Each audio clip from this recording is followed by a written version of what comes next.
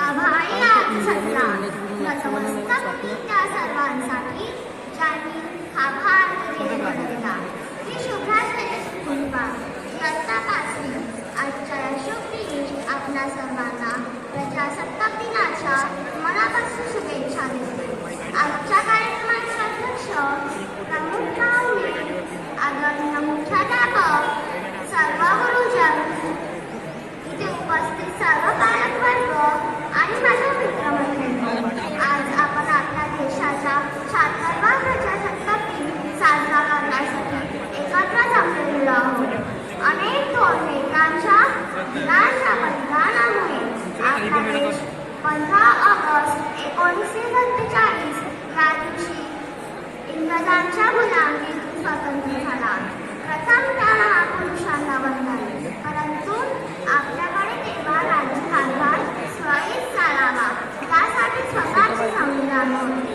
म्हणून डॉक्टर बाबासाहेब आंबेडकर यांच्या अध्यक्षतेखाली 2 वर्ष 11 महिने 18 दिवस परिश्रम घेऊन देशाचे समृद्ध संविधान तयार करण्यात आले आणि 26 जानेवारी 1950 या दिवशी भारताचे संविधान अंमलात आले.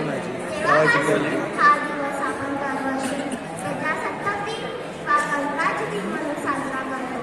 या दिवसाचे महत्त्व अनंत साधारण आहे आणि संविधानामध्ये प्रत्येक भारताला समान हक्क आणि अधिकार मिळालेले आहेत. गरिबांपासून श्रीमंतांपर्यंत समान अधिकार मिळालेले आहेत. भारतीय संविधान जगातील सर्वात मोठे संविधान आहे आणि डॉक्टर बाबासाहेब आंबेडकर भारतीय संविधानाचे शिल्पकार आहेत. स्वर्गाहून प्रिय आम्हाला अमृता सुंदर देश, स्वर्गाहून प्रिय आम्हाला अमृता सुंदर देश, आम्ही सारे जन्माना धर्माना देश.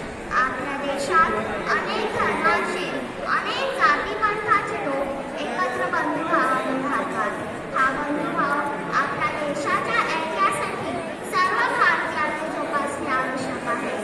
आपल्या देशाने आपल्यासाठी काय केले यापेक्षा आपण आपल्या देशासाठी काय करू शकतो. जर हा विचार प्रत्येक भारतीयाने अंगीकारला तर खरंच आपला देश एक महासत्ता बनेल. त्यासाठी आपण सर्वजण तन मन धनाने प्रयत्न करूया. जाता जाता शेवटी मी एवढेच म्हणेन, या भारतात बंधुभाव नित्य वसुले, या भारतात बंधुभाव नित्य वसुले, देवरची असावे हे सर्व पंथ संप्रदाय एक विसुले, मतभेद नसुले. वंदे मातरम, वंदे मातरम, वंदे मातरम. भारत माता की जय. धन्यवाद.